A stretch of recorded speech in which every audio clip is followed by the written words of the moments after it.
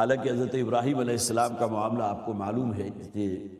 قرآن حکیم بھی جو ٹریبیوٹ پیش کرتا ہے، انی جاعلک للناس اماما، حضرت ابراہیم علیہ السلام تمام انسانوں کے امام ہیں، خلیل اللہ ہیں، لیکن اس مقام پر ان کا ذکر بھی آپ دیکھیں گے صرف ایک رکوع پر محیط، جبکہ حضرت موسیٰ علیہ السلام کا ذکر 3 رکوعوں پر، اور اس کے جو اسباب تھے اس کا میں بڑی تفصیل سے پہلے آپ حضرات کے سامنے ذکر کر چکا ہوں۔ اس کے بعد پھر حضرت موسیٰ علیہ السلام کا ذکر جو شروع ہوا ہے تو آپ کی زندگی کے اس دور کو اس مقام پر جو ہے اس کو نہیں لیا گیا جس میں کہ ان کا معاملہ ہوا تھا، ایک قبطی ان کے ہاتھوں قتل ہو گیا تھا، اس کے بعد وہ جو ہے مصر سے نکلے تھے اور پھر کہیں مدائن پہنچے ہیں اور تقریباً 10 سال وہاں رہے ہیں، اسی دوران ان کا نکاح ہوا ہے، پھر واپس آ رہے ہیں، تو واپسی کے سفر میں پھر اللہ تعالیٰ نے انہیں رسالت عطا فرمائی تھی۔ ایک وادی سے گزرتے ہوئے انہوں نے ایک درخت کو دیکھا کہ جو چمک رہا تھا اور جس میں سے گویا کہ شعلے نکل رہے تھے، اور وہ تفصیل سے سورۃ طٰہٰ کے اندر وہ مقام ہم نے پڑھا تھا۔ پھر جب حضرت موسیٰ علیہ السلام کو حکم دیا گیا اذهب الى فرعون انه طغى، اب جاؤ فرعون کے پاس، اس لیے کہ وہ سرکش ہے، وہ باغی ہے اللہ کا، اور اس کے سامنے دعوت پیش کرو۔ تو یہاں جو مقام ہم نے پڑھا ہے وہاں گویا کہ جو پہلی آیت ہے اسی میں حکم ہے حضرت موسیٰ علیہ السلام اور حضرت ہارون کے جاؤ اور اس کے ساتھ جا کر مکالمہ کرو۔ اس کے بعد وہ مکالمہ جو ہے آپ نے دیکھا ہوگا کہ بہت ہی تفصیل کے ساتھ، جس میں باقاعدہ بہت سی آیات یہ ہے کہ ایک آیت جو ہے وہ حضرت موسیٰ علیہ السلام کا قول ہے، دوسری آیت وہ فرعون نے جو کہا اس کے جواب میں، پھر حضرت موسیٰ علیہ السلام کی گفتگو جاری ہے، پھر فرعون نے درمیان میں انٹرپٹ کیا۔ اب ظاہر وقت نہیں ہے کہ میں اس کا جو ہے آپ کے سامنے اعادہ کروں، لیکن بڑی تفصیل سے وہ بہت سی آیات ہم نے پڑھی جس میں خالصتاً ایک مکالماتی انداز ہمارے سامنے آیا۔ بالآخر جب وہ شخص فرعون بالکل عاجز ہو گیا تو اس نے کہا کہ اگر ایسی ہی بات ہے تو کوئی شے اگر تمہارے پاس ہے تو پیش کرو۔ تو حضرت موسیٰ علیہ السلام کو جو 2 معجزات دیے گئے تھے اسی کوہ طور پر جہاں اللہ تعالیٰ نے نبوت اور رسالت سے سرفراز فرمایا تھا، تو ان دونوں کا ظہور اس موقع پر ہوا۔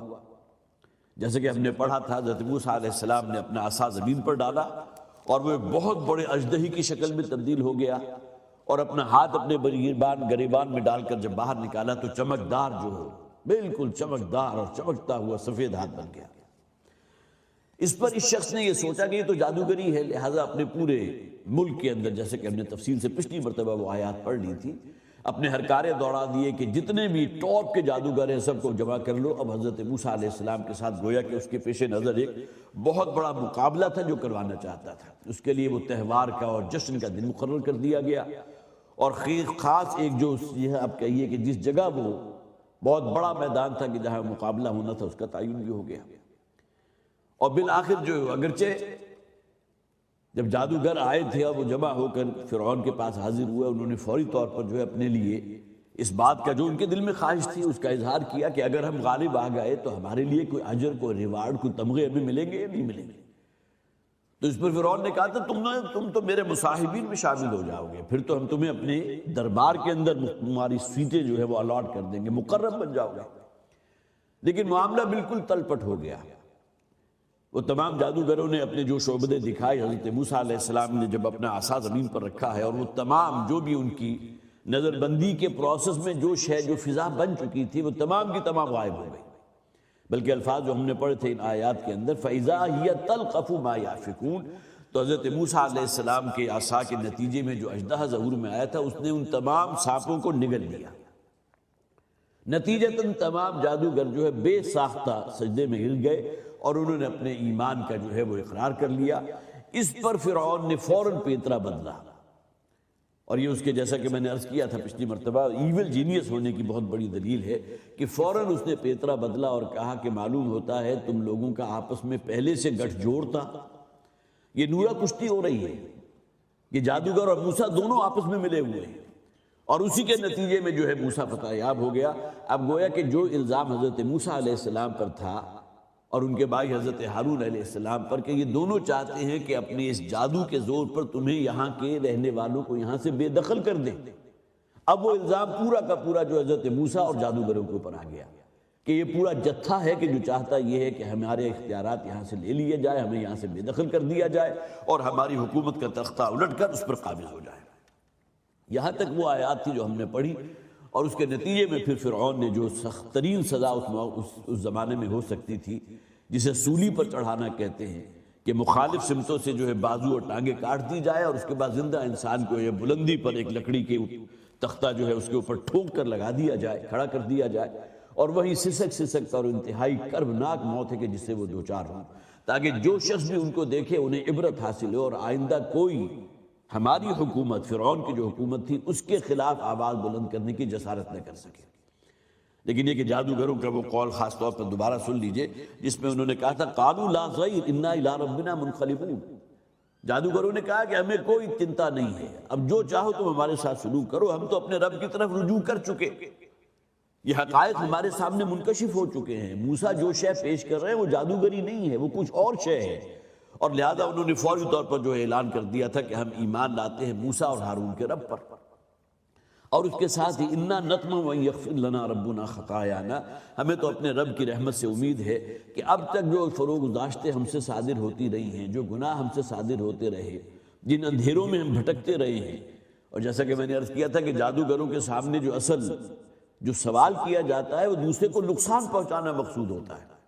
تو گویا کہ ہمارے ذریعے سے جو لوگوں کو نقصان پہنچ چکا ہے، یہ بہت بڑے گناہ ہیں جو ہم سے سرزد ہوئے، ہمیں امید ہے اپنے رب کی رحمت سے کہ وہ ہمارے گناہوں کو معاف فرما دے گا، انا نطمع ان یغفر لنا ربنا خطایانا ان کنا اول المؤمنین، اور اب ہم گویا کہ ایمان میں ابتدا کرنے والے ہیں، اب ہم آغاز کرنے والے ہیں اپنی ایک نئی دور کا، نئی زندگی کا، جو ایمان والی زندگی ہے۔ اب یہاں تک آیات جو ہم نے پڑھ لی تھی، اب آئیے آگے۔ وَأَوْحَيْنَا إِلَىٰ مُوسَىٰ أَنْ أَسْرِ بِعِبَادِي إِنَّكُمْ مُتَّبَعُونَ، اور ہم نے موسیٰ علیہ السلام کی طرف وحی کی، اور وحی یہ تھی کہ ان اسر بعبادی، کہ میرے بندوں کو لے کر نکل جاؤ۔ الف سین اور رے یہ مادہ عربی زبان میں آتا ہے راتوں رات کسی جگہ کو خیر بات کہہ دینا، جیسے کہ سورہ بنی اسرائیل ہم نے پڑھی تھی، سبحان الذی اسری بعبدہ لیلا من المسجد الحرام الى المسجد الاقصی، اگرچہ اسر کا جو اصل لفظ ہے الف سین اور رے، اس کے اندر رات میں نکلنا خود موجود ہے، لیکن سورہ بنی اسرائیل کے شروع میں لیلن کا لفظ مزید آ گیا کہ راتوں رات میرے، گویا کہ حضرت نبی اکرم صلی اللہ علیہ وسلم کی شب معراج کا ذکر ہے، سبحان الذی اسری بعبدہ لیلا من المسجد الحرام، بڑی پاک ہے وہ ذات جو اپنے بندے کو مسجد حرام سے مسجد اقصی تک لے گئی، راتوں رات کا یہ سفر تھا۔ اسی طرح اللہ تعالیٰ نے حکم دیا حضرت موسیٰ علیہ السلام کو ان اسری بعبادی، کہ رات کو لے کر نکل جاؤ میرے بندوں کو، انکم متبعون، اور ساتھ یہ بھی بتا دیا کہ تمہارا پیچھا کیا جائے گا۔ اب دیکھیں اس بات کو ذہن میں رکھیں، یہ کسی ایک شہر کی بات نہیں ہو رہی، بہت بڑا ملک تھی، بہت بڑی خدائی تھی اس شخص کی، فرعون کی، اور اس میں بہت سے بڑے بڑے شہر موجود تھے، اور ایسا نہیں تھا کہ حضرت موسیٰ علیہ السلام جس شہر میں پیدا ہوئے صرف وہی جو ہے وہ بنی اسرائیل کا مسکن تھا، بلکہ پورے ملک کی جو مختلف بستیاں تھیں، جو مختلف آبادیاں تھیں، مختلف وہاں مدینے، مدائن جو ہے وہ شہر کی جمع، مدینہ کی جمع ہے، تو تمام لوگوں کے بارے میں گویا کہ حضرت موسیٰ علیہ السلام سے کہہ دیا کہ جہاں جہاں بھی بنی اسرائیل کے لوگ موجود ہیں ان تک بھی یہ پیغام پہنچ جائے۔ اب اس کے لیے کیا تدبیر اختیار کی ہوگی؟ آج تو ہمارے پاس بہت سے ذرائع ہیں، ایس ایم ایس کے ذریعے جو ہے آپ ایک ہی رات میں جو آپ نے گروپس بنائے ہوئے ہیں سینکڑوں لوگوں تک اپنا میسج پہنچا دیتے ہیں، لیکن یہ کہ بہرحال کوئی نہ کوئی ٹیکنیک تو اس وقت ہوگی کہ حضرت موسیٰ علیہ السلام نے پورے ملک میں رہنے والے جو بنی اسرائیل کے لوگ تھے، جو بدترین قسم کی غلامی میں جکڑ دیے گئے تھے، ان تک یہ پیغام پہنچا دیا کہ اب جمع ہو جاؤ، رات کو ہمیں نکلنا ہے۔ اب گویا کہ یہاں، اور جیسے کہ ہم آگے پڑھ بھی لیں گے، کہ فرعون کی طرف سے بھی یہ معاملہ ہوا کہ اس نے بھی مختلف شہروں کے اندر جو اپنے نمائندے بھیج دیے کہ یہ بنی اسرائیل، اور ظاہر ہے کہ بنی اسرائیل کے نمائندے تھے حضرت موسیٰ علیہ السلام، اور ان کا معاملہ یہ ہو چکا تھا کہ جادوگروں کو جو ہے شکست فاش ہوئی ہے، جادوگر ان پر ایمان لے آئے، گویا کہ وہ پوری کی پوری بساط تلپٹ ہو گئی، اور ساتھ ہی فرعون کو بھی یہ خیال ہوا کہ اب یہ مختلف علاقوں میں جو بھی بنی اسرائیل کے دبے ہوئے اور پسے ہوئے لوگ ہیں، یہ کہیں اگر سر اٹھانے لگ گئے تو لہٰذا ان کے اوپر ظلم و تشدد، تاریخ اس پر گواہ ہے، اور شدید روا ہو گیا۔ نتیجتاً اس نے بھی جو ہے ارکان دوڑا دیے کہ بنی اسرائیل کے اوپر نظر رکھنا، یہ نہ ہو کہ یہاں سے نکل بھاگے۔ فَأَرْسَلَ فِرْعَوْنُ فِي الْمَدَائِنِ حَاشِرِينَ، اب دیکھیے کہ فرعون نے بھی مختلف شہروں کے اندر اپنے نقبا، نقیب کہتے ہیں جو گویا کہ اعلان کرنے والے ہوں، جو ہرکارے کا لفظ جو ہے اس کے لیے بہترین ہے، اپنے ہرکارے بھی مختلف شہروں میں دوڑا دیے کہ گویا کہ نظر رکھو بنی اسرائیل کے اوپر، یہ کہیں یہاں سے کھسک نہ جائیں، یا یہ کہ ان کا ایسا نہ ہو کہ ان کے اندر جو ریوولٹ پیدا ہو جائے، بغاوت پیدا ہو جائے، کہ ہماری بنی اسرائیل ہی کا ایک طبقہ تھا کہ جس کا مقابلہ ہوا تھا اور یہ جیت گئے، لہٰذا اس کے گویا کہ آسرے کے اوپر یہ لوگ اپنے سر اٹھائیں۔ تو فرعون نے اپنے طور پر پورا بندوبست کر لیا، اور یہ بات ذہن میں رکھیے، ایسا نہیں ہوا کہ جادوگروں کے مقابلے کے فوراً بعد چند ہی دنوں کے اندر ہی معاملہ ہو گیا، بلکہ مفسرین نے یہاں بیان کیا یہاں کئی سال گزرے ہیں، اس کے اندر کئی درجے آئے ہیں۔ اس دوران میں بہت سے واقعات وہ ہیں جو قرآن حکیم میں مختلف اور صورتوں کے اندر موجود ہیں۔ تو وَأَوْحَيْنَا إِلَىٰ مُوسَىٰ نَسْرِ بِعِبَادِي إِنَّكُمْ مُتَّبَعُونَ فَأَرْسَلَ فِرْعَوْنُ فِي الْمَدَائِنِ حَاشِرِينَ، اور پھر یہ کہ فرعون نے بھی مختلف شہروں کے اندر اپنے ہرکارے دوڑا دیے، إِنَّ هَٰؤُلَاءِ لَشِرْذِمَةٌ قَلِيلُونَ، اور وہ ہرکارے جو ہے وہ کام کیا کرتے تھے، وہاں جا کر قبطیوں کو جن کا تعلق فرعون کے ساتھ تھا، جو فرعون کے گروہ کے لوگ تھے، انہیں جا کر تسلی دیتے تھے کہ یہ بہت ہی مٹھی بھر لوگ ہیں، ان کی طاقت کیا ہے، ان کو تو ہم نے دبایا ہوا ہے، پسایا ہوا، یستضعفون فی الارض، یہ تو زمین کے اندر جو ہے پوری طرح دبا لیے گئے ہیں۔ لہذا وہ تسلی دیتے تھے اپنے لوگوں کو، ان ہؤلاء لشرذمۃ قلیلون، یہ تو بڑی چھوٹی سی جماعت ہے، مٹھی بھر لوگ ہیں، یہ اگر ہمارے خلاف ریوولٹ انہوں نے کیا بھی، بغاوت کی، تو کیا ہمیں نقصان پہنچا دیں گے۔ یہ ایک تسلی دینے کا انداز تھا فرعون کا اپنے لوگوں کو، مختلف شہروں کے اندر اس نے اپنے ہرکارے دوڑائے۔ وَإِنَّهُمْ لَنَا لَغَائِظُونَ، اور یہ تو ہمارے غصے کو مزید بھڑکا رہے ہیں۔ گویا کہ اگر کہیں بنی اسرائیل میں کوئی بے چینی پیدا ہو رہی ہے اس بنیاد پر کہ ہمارے نمائندے حضرت موسیٰ علیہ السلام جو تھے ان کو غلبہ حاصل ہو گیا، اب ان کے اندر بھی سر اٹھانے کی کہیں کوئی فکر پیدا ہوئی، تو اس میں دیکھیے اس نے فوری طور پر جو بات کہی، انہم لنا لغائظون، یہ تو ہمارے دلوں کو مزید جلا رہے ہیں، مزید ہمیں غصہ دلا رہے ہیں۔ غیظ کے لفظ جو آتا ہے عربی ہماری اردو زبان میں مستعمل، لغائظون، ہمارے غصے کو مزید بھڑکا رہے ہیں۔ وَإِنَّا لَجَمِيعٌ حَاذِرُونَ، اور ہم ایک بہت بڑا جتھا ہے، ہمارے پاس جو فوج ہے، ہمارے جو آرمی ہے، اور ہمارے جو بھی مختلف آبادیوں کے اندر بھی جو ان کے کونسلرز ہوں گے یا جس قسم کے بھی لوگ ہوں گے، اور ظاہر ان تمام کا تعلق فرعونیوں کے ساتھ تھا، تو ہماری تو طاقت بڑی مضبوط ہے۔ اِنَّا لَجَمِيعٌ حَاذِرُونَ، اور ہم پوری طرح جو ہے جسے آپ کہیے مسلح ہیں، اور ہمارے پاس مسلح افواج موجود ہیں۔ فَأَخْرَجْنَاهُمْ مِن جَنَّاتٍ وَعُيُونٍ، اب یہاں گویا کہ یہ پورا فیز گزر گیا۔ حضرت موسیٰ علیہ السلام کی جو قوم کے لوگ تھے ان کے اندر وہ بیداری کی لہر بھی پیدا ہوئی، اور ساتھ ہی اللہ تعالیٰ نے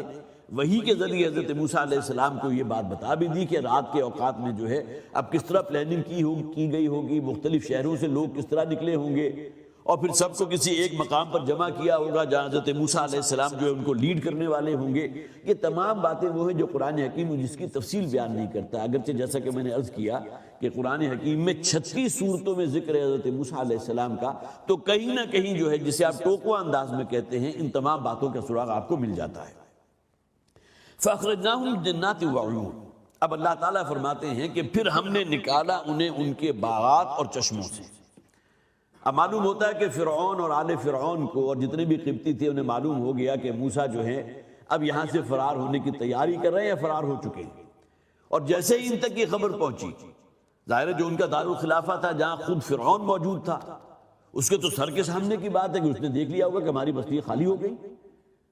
اور ممکن ہے کہ راتیں جو ہیں وہ ایسی ہوں جس طرح آج کل ہوتا ہے کہ رات جو ہے وہ بھی دن کا سما ہوتا ہے، ایسی بات نہیں ہوگی۔ اندھیرے کے اوقات میں جو حضرت موسیٰ علیہ السلام اللہ کے حکم اور اللہ کی وحی کی بنیاد پر اس علاقے کے لوگوں کو اور مختلف شہروں سے جو لوگ آئے تھے وہ ایک جگہ جمع ہو گئے، اس کے تعاقب میں جو فرعون نکلا ہے تو فرمایا فَأَخْرَجْنَاهُمْ مِن جَنَّاتٍ وَعُيُونٍ، تو ہم نے نکالا ان سب کو، یہاں فرعون اور آل فرعون، اس کے لاؤ لشکر، اور اس کا تو یہ حکم جسے آپ نفیر عام کہتے ہیں، مختلف تفاسیر میں یہ بات بھی لکھی ہے، اس نے کہا تھا جو شخص بھی نکل سکتا ہے اپنے گھر سے نکلے۔ ایک نفیر عام کا معاملہ نبی اکرم صلی اللہ علیہ وسلم کے دور میں ہوا تھا، غزوہ تبوک، صرف ایک موقع، اس سے پہلے آپ نے کبھی مدینہ کے رہنے والوں کو پابند نہیں کیا کہ تمہیں لازماً نکلنا ہے، سوائے غزوہ تبوک کے موقع پر۔ انفروا خفافا وثقالا، الفاظ یہ ہیں کہ نکلو، اللہ کے رسول کی پکار پر لبیک کہو، سلطنت روما سے ٹکراؤ ہے، خواہ تمہارے دل بوجھل ہیں یا ہلکے ہیں، تمہیں لازماً نکلنا ہے۔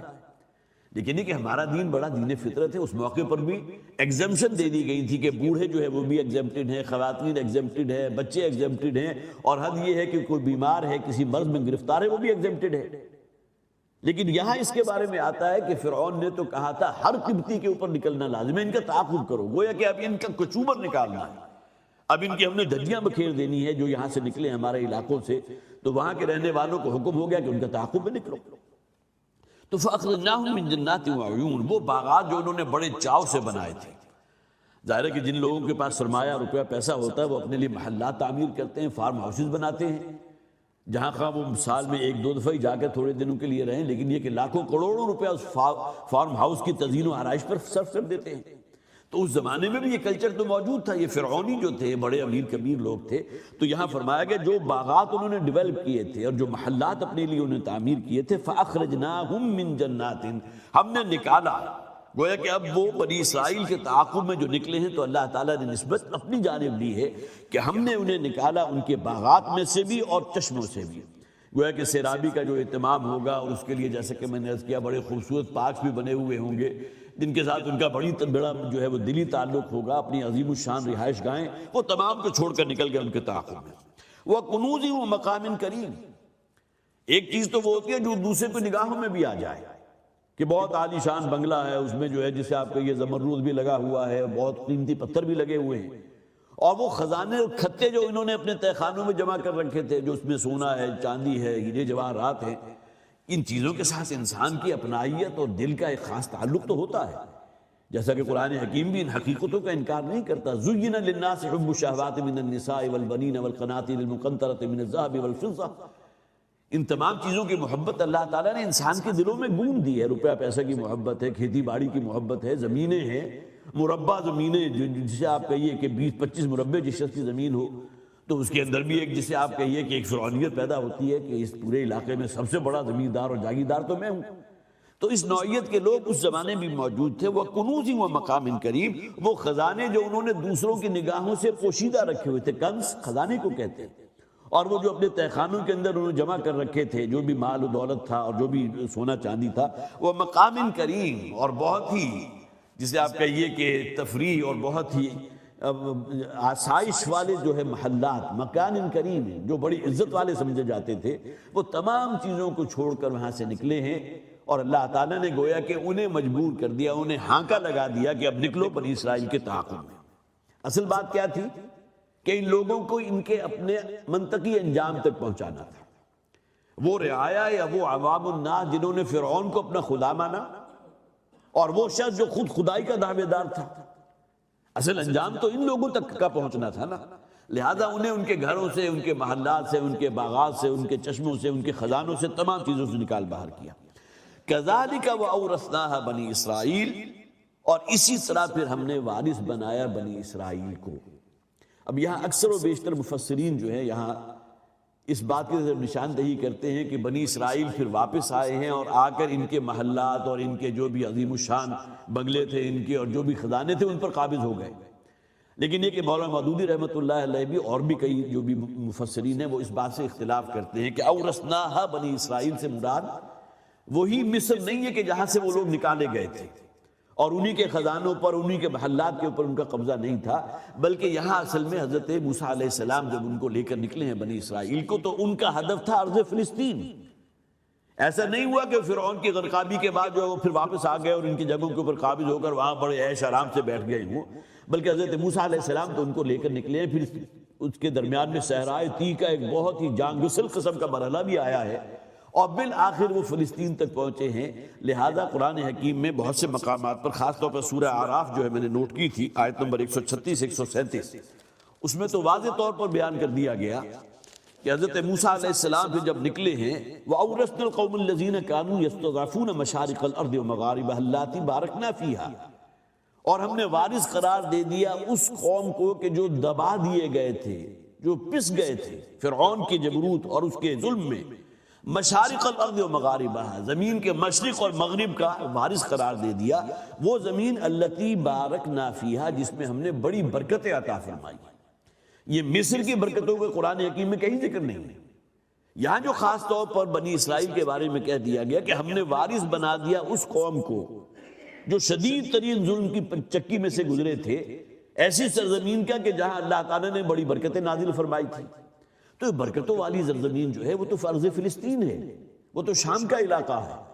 جہاں ایک ایک وقت میں کئی نبی اور رسول موجود رہے ہیں، جہاں اللہ تعالیٰ نے سینکڑوں نہیں ہزاروں کی تعداد میں انبیاء اور رسول کو مبعوث فرمایا. اور وہاں کی سرزمین جو ہے بڑی بابرکت ہے، بڑی مقدس ہے اس اعتبار سے کہ انبیاء اور رسول ہزاروں کی تعداد میں ان کا مدفن ہے وہ مقام. اور خاص طور پر ظاہری اعتبار سے بھی دیکھیں تو جو سرسبزی اور جو شادابی اور جو زرخیزی اور جو اللہ تعالیٰ نے نعمت ظاہری اس علاقے میں عطا فرمائی تھی وہ اپنی جگہ مسلم ہے، ارض فلسطین. اور اس کے ساتھ ساتھ جو باطنی برکات ہیں، جیسا کہ میں نے عرض کیا کہ وہ خانوادہ نبوت و رسالت جو ہے اس کا مہد رہا ہے، اور وہاں جو ہے سینکڑوں ہزاروں کی تعداد میں انبیاء جو ہے ان کا مدفن ہے. تو اللتی بارکنا فیہا، قرآن حکیم میں 4 اور مقامات پر اس سرزمین کا ذکر کیا گیا بالکل انہی الفاظ میں. سورہ بنی اسرائیل میں سبحان الذی اسریٰ بعبدہ لیلا من المسجد الحرام الی المسجد الاقصی الذی بارکنا فیہا حولہ ما حولہ، وہ علاقہ کہ جس کے ماحول کو اللہ نے بڑا بابرکت بنا دیا تھا.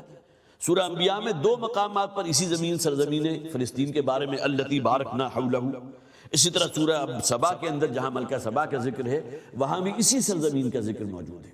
تو معلوم ہوا کذالک وَأَوْرَثْنَاهَا بنی اسرائیل، یہاں مراد وہی مصر نہیں ہے جہاں سے بنی اسرائیل کو بے دخل کیا گیا، اپنے محلات اور باغات کو چھوڑ کر انہیں بالآخر سمندر میں غرق کر دیا گیا، بلکہ یہاں مراد وہ ارض فلسطین ہے کہ جہاں بالآخر بنی اسرائیل والے جا کر پہنچے تھے اور اللہ تعالیٰ نے انہیں وہاں حکومت عطا فرمائی تھی. اور خاص طور پر حضرت سلیمان علیہ السلام کے اگر آپ عہد کو اپنے ذہن میں رکھیں جو تقریباً 1500 برس قاف میم ہے قبل مسیح، ان کی حکومت جو ہے پھر گویا کہ ارض فلسطین سے لے کر اور مصر تک پھیل گئی تھی. تو اس زمانے میں جا کر مصر کا یہ علاقہ جو ہے وہ پھر بنی اسرائیل کے تسلط میں آیا ہے. اور مصر کا بھی بہرحال بہت ہی زرخیز علاقہ بھی ہے، دریائے نیل اور اس کے ارد گرد کا جو دوآبہ ہے اور مختلف جہاں جا کر دریائے نیل 2 حصوں میں تقسیم ہو جاتا، بہت سرسبز و شاداب علاقہ.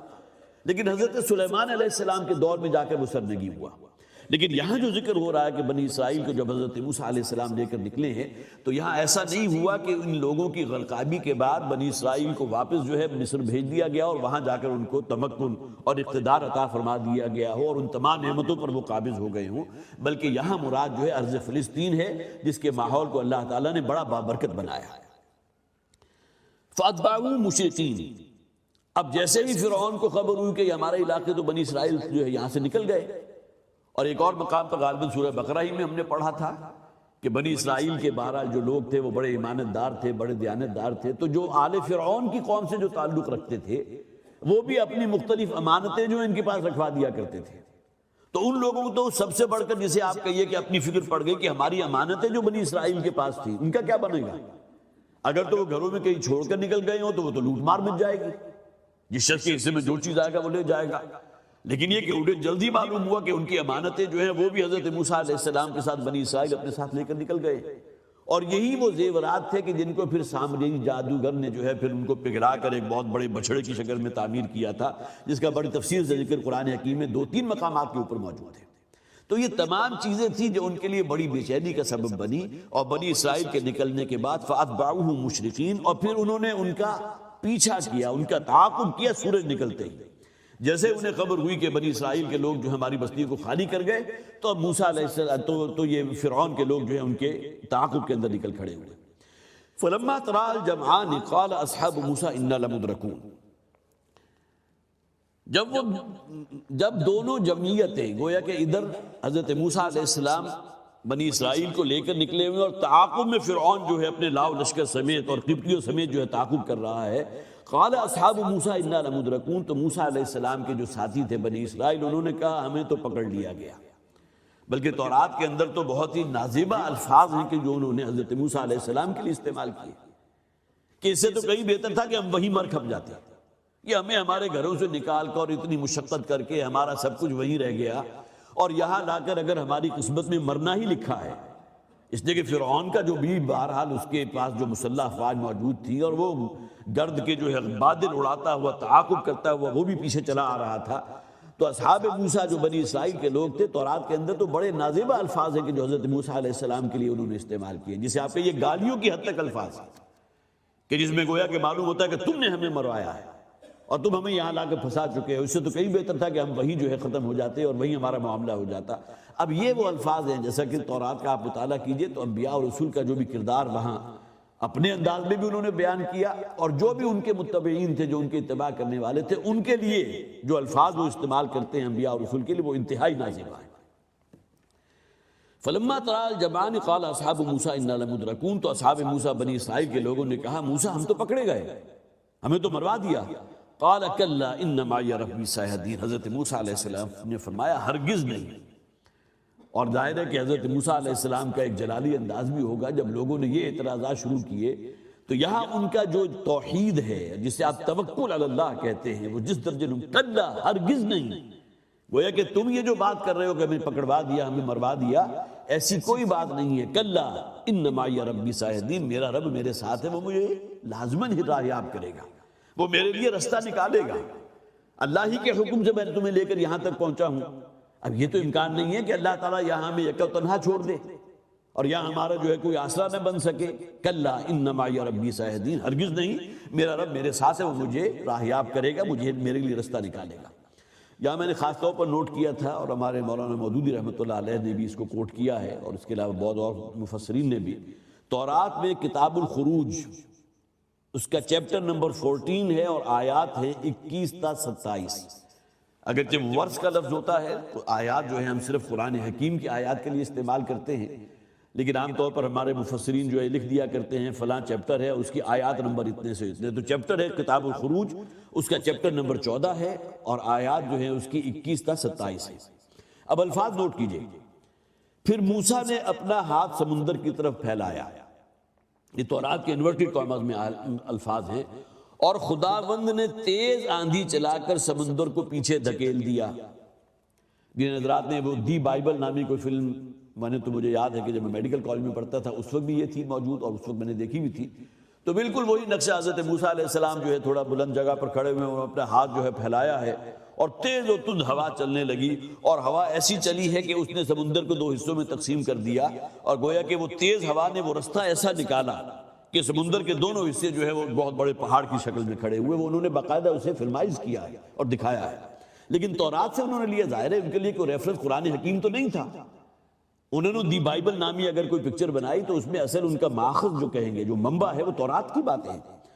پھر موسیٰ نے اپنا ہاتھ سمندر کی طرف پھیلایا اور خداوند نے تیز آندھی چلا کر سمندر کو پیچھے دھکیل دیا اور زمین خشک ہو گئی۔ پانی ان کے دائیں اور بائیں ایک اونچی دیوار کی شکل میں کھڑا ہو گیا۔ پھر موسیٰ بنی اسرائیل کو لے کر نکل گئے۔ آگے کہا گیا پھر خداوند نے موسیٰ سے کہا اپنا ہاتھ سمندر کی طرف پھیلاؤ۔ موسیٰ نے اپنا ہاتھ پھیلایا اور سمندر کا پانی آپس میں مل گیا، اور خداوند نے مصریوں کو سمندر میں غرق کر دیا۔ گویا کہ قرآن حکیم میں یہ آیات اور جو مطابقت ہے، اگرچہ یہاں یہ نہیں کہا گیا کہ اپنا ہاتھ پھیلاؤ، یہاں تو ذکر جو ہے انہی آیات کے اندر موجود ہے کہ اپنے اس عصا کو جو ہے سمندر پر مارو۔ اس سے پہلے جیسا کہ وہ ایک چٹان ہے، ایک پہاڑ کے، جب وہ کوئی پانی موجود نہیں تھا تو حضرت موسیٰ علیہ السلام کو اللہ نے حکم دیا تھا بعصاک الحجر، اس چٹان کے اوپر اپنے اس عصا کو مارو۔ نتیجتاً اللہ تعالیٰ نے 12 چشمے اس میں سے بہا دیے۔ 12 قبیلے بنی اسرائیل کے تھے، اور ہر قبیلے نے اپنا گھاٹ مقرر کر لیا تاکہ آپس میں دست و گریبان نہ ہوں، اور نتیجتاً یہ ہے کہ انہیں جو پانی کی جو ہے سرابی اور ان کے استعمال کے لیے، ان کے جانوروں کے استعمال کے لیے اللہ تعالیٰ نے جہاں کہیں کوئی پانی موجود نہیں تھا، یہی عصا تھا کہ جس کی ضرب جب اس چٹان پر پڑی تو 12 چشمے پھوٹ گئے۔ تو یہ پورے الفاظ میں نے آپ کو خاص طور پر جو تورات میں بائبل میں موجود ہیں، کتاب الخروج چیپٹر نمبر 14 آیات 21 تا 27، گویا کہ بہت حد تک مطابقت ہے۔ اور جیسا کہ میں نے عرض کیا، وہ جو بائبل نامی انہوں نے پکچر بنائی تھی وہ تمام کی تمام تورات ہی سے ماخوذ ہے۔ تو قال اصحاب موسیٰ انا لمدرکون، تو اصحاب موسیٰ نے، بنی اسرائیل نے کہا موسیٰ ہم تو مارے گئے، ہم پکڑے گئے۔ معلوم ہوتا ہے کہ جیسا کہ میں نے عرض کیا کہ بہت ہی نازیبہ الفاظ انہوں نے حضرت موسیٰ علیہ السلام کے لیے استعمال کیے۔ قال کلا ان معی ربی سیہدین، حضرت موسیٰ علیہ السلام نے کہا ہرگز نہیں، میرا رب میرے ساتھ ہے اور میرے لیے رستہ نکالے گا، مجھے راہیاب کرے گا۔ دیکھیے یہی الفاظ ہیں جو نبی اکرم صلی اللہ علیہ وسلم نے، بہت سے لوگ حضرات کا جو ہے ذہن منتقل ہو گیا ہوگا، جب حضور نے ہجرت کے سفر کا آغاز فرمایا اللہ کے حکم سے، تو بجائے شمال میں مدینہ کی طرف جانے کے لیے پہلے آپ جنوب کی طرف گئے ہیں، اور وہاں 3 دن اور 3 راتیں روپوش رہے غار ثور میں۔ اور جو بھی کھوجی تھے مکہ کے رہنے والے، وہ نقش پا دیکھتے ہوئے جو ہے تقریباً وہاں دہانے تک پہنچ گئے۔ اور صورتحال یہ تھی کہ حضرت ابوبکر جو حضور کے ساتھ تھے اور نبی اکرم صلی اللہ علیہ وسلم، وہ غار جو حضرات بھی اگر گئے ہوں، میرا تو جانا نہیں ہوا اس لیے کہ کافی مسافت بھی اور چڑھائی بھی بہت چڑھنا ہوتی ہے، وہ کوئی تھوڑی سی گہرائی میں ہے۔ تو یہ الفاظ آن ریکارڈ ہیں سیرت النبی کی کتابوں کے اندر کہ حضرت ابو بکر نے رضی اللہ تعالی عنہ بہت ہی، جسے آپ کہیے کہ حضور کے کان میں یہ فرمایا کہ اگر ان میں سے کسی نے اپنے قدموں کی طرف بھی دیکھ لیا تو ہم نظر آ جائے گا. گویا کہ بالکل دہانے کے اوپر کھڑے ہوئے تھے اور ان کی گفتگو کی آواز حضور حضرت ابو بکر صدیق رضی اللہ تعالیٰ عنہ اپنے کانوں سے سن رہے تھے. اس موقع پر اللہ تعالیٰ نے، جسے آپ کہیے کون سی خدائی قوتیں، خدائی فوجدار بھیجے ہیں کہ وہ مکڑی نے جو ہے ایک جالا بھی اس کے اوپر تن دیا تھا اور کبوتر بھی ایک بیٹھا ہوا تھا. آپ نے وہ اس کی پکچر بھی اکثر دیکھی ہوگی، کیلنڈروں کے اندر اس کو بڑا ہائی لائٹ کیا جاتا ہے. اور کبوتر نے جو ہے کوئی انڈے بھی دیے ہوئے تھے. یہ تفصیل احادیث میں نہیں آتی، لیکن یہ کہ یہ تو حقیقت ہے نا کہ حضرت ابوبکر صدیق رضی اللہ تعالیٰ عنہ جیسے جو ایمان ان کے اندر موجود تھا ان پر بھی گھبراہٹ طاری ہو گئی. اس موقع پر حضور نے کیا کہا تھا؟ لا تحزن ان اللہ معنا. کسی حزن یا کسی غم اور کسی اندیشے میں مبتلا نہ ہو، اللہ تعالیٰ ہمارے ساتھ ہے. جس اللہ نے ہمیں یہاں تک پہنچا دیا ہے اس کی قدرت میں یہ شے بھی ہے کہ ہمیں ان کی نگاہوں سے پوشیدہ رکھے. اور بالآخر وہ کھوجی جو ہے وہاں سے بالکل ناکام ہو کر، نامراد ہو کر واپس پلٹ گئے، اس لیے کہ نبی اکرم صلی اللہ علیہ وسلم کے بارے میں اعلان کر دیا گیا تھا کہ جو شخص بھی محمد کو صلی اللہ علیہ وسلم زندہ یا دوسری حالت میں اگر لے آئے گا تو اس کو جو ہے 100 اونٹ انعام میں دیے جائیں گے. نتیجتاً وہاں کے رہنے والے کتنے ہی لوگ تھے جو اپنی قسمت آزمانے کے لیے حضور کے تعاقب نکل کھڑے ہوئے تھے. تو وہی الفاظ جو حضور نے اس موقع پر بھی کہے تھے کہ لا تحزن ان اللہ معنا، تقریباً وہی الفاظ جو یہاں فرمائے گئے. قال کلا ان معی ربی ساہدین، ہرگز نہیں، میرا رب میرے ساتھ ہے، وہ میرے لیے رستہ نکالے گا. فاوحینا الی موسیٰ ان اضرب بعصاک البحر، اور پھر ہم نے موسیٰ علیہ السلام کو حکم دیا، وحی کے ذریعے حکم دیا کہ اپنے اس عصا کو سمندر پر مارو. جیسا کہ میں نے عرض کیا سورہ بقرہ میں ہم نے پڑھا تھا کہ یہ عصا جب چٹان پر پڑا ہے تو 12 چشمے پھوٹ بہے. یہی عصا ہے جو اس موقع پر سامنے آیا، اس کا یہ کردار کہ سمندر جو ہے وہ اس کو پھاڑ دیا. ان اضرب بعصاک البحر، اپنے عصا کو اس سمندر پر، اس دریا پر مارو. فانفلق، اور وہ سمندر پھٹ گیا. فکان کل فرق کالطود العظیم، اور ہر حصہ جو ہے ایک بہت اونچے پہاڑ کی طرح کھڑا ہو گیا. طود کا لفظ جو آتا ہے، طا، واو اور دال، یہ آتا ہے کسی ایسے پہاڑ کے لیے کہ جس کے اندر کوئی نشیب نہ ہو، جسے آپ عمودی چٹان کہتے ہیں. آپ نے دیکھا ہوگا بہت سے ایڈونچرسٹ جو ہیں وہ ایک تو پہاڑوں پر چڑھنا ہوتا ہے نا کہ آپ نارمل آہستہ آہستہ پہاڑ کی چڑھائی چڑھتے ہوئے چوٹی پر پہنچے، لیکن وہ ایڈونچر ان کے ذہن کے اوپر اپنی جانیں بھی اس میں گوا دیتے ہیں. وہ ادھر سے چڑھتے ہیں جہاں سے بالکل وہ عمودی پہاڑ ہوتا ہے کہ انسان جو ہے اوپر سے دیکھے تو وہ خوف سے اسے چکر آ جائے، نیچے سے دیکھے تو اس کی جو ہے ٹوپی گر پڑے، لیکن وہاں سے چڑھنے کی کوشش کرتے ہیں. تو طود اس قسم کے پہاڑ کو کہتے ہیں جو بالکل ستواں ہو، جو بالکل عمودی ہو. تو گویا کہ اللہ تعالیٰ نے جو حکم دیا تھا، تورات میں جو ذکر کیا، تیز آندھی چلائی اور سمندر جو ہے اس آندھی کے ہوا کی وجہ سے 2 حصوں میں تقسیم ہو گیا. اور وہاں بھی الفاظ یہ ہے کہ سمندر 2 اونچی دیواروں کی طرح کھڑا ہو گیا. تورات میں یہ الفاظ موجود تھے، لیکن ہمارے ہاں ریشنلسٹ ایسے ہیں جو ان تماتی ساری باتیں جو ہے وہ ان کے ذہن میں نہیں سماتی. معجزات کا انکار کرنے والے بھی موجود ہیں. تو وہ اس معجزے کا انکار اس اعتبار سے کرتے ہیں کہ وہ کوئی مد و جزر کی کیفیت تھی. حضرت موسیٰ علیہ السلام جب آئے تو سمندر جزر کی حالت میں تھا، پانی بہت پیچھے ہٹا ہوا تھا، وضو کے نکل گئے. اب جب فرعون آیا تو سمندر مد کی حالت میں آ گیا. ظاہر ہے کہ عقل کے اندھے جو ہیں، مد اور جزر اس طرح تو نہیں ہوتا کہ چند لمحوں کے اندر ہو جائے، اس کے اندر تو کئی دن صرف ہوتے ہیں. اور پھر جزر آئے گا تو آہستہ آہستہ آئے گا. لیکن یہ کہ یہاں معاملہ جو ہے قرآن حکیم نے اپنی حفاظت خود کی ہے. فانفلق، سمندر پھٹ گیا. اس کا کوئی ترجمہ اور ہو ہی نہیں سکتا. قل اعوذ برب الفلق، معوذتین، یہ 2 صورتیں بہت ہی اہم ہیں، خاص طور پر دافع بلیات ہونے کے اعتبار سے. تو اس میں جو ہے تعوذ، اپنے آپ کو اللہ کی پناہ میں دینا. برب الفلق، پھاڑنے والا رب، جو گٹھلی کو پھاڑ کر اس میں سے ایک پودا اور ایک درخت برآمد کرتا ہے. اسی طرح سپیدہ جو رات کی تاریکی ہے اس کے پردے کو پھاڑ کر سپیدہ سحر برآمد کرتا ہے. تو پھاڑنا مراد ہے نا. فانفلق، وہ سمندر پھٹ گیا. فکان کل فرق کالطود العظیم، اور ہر پھانک، یہاں ترجمہ کیا گیا فرقن، ہر پھانک، ہر حصہ سمندر کا جو ہے ایک عمودی پہاڑ کی طرح، کالطود العظیم،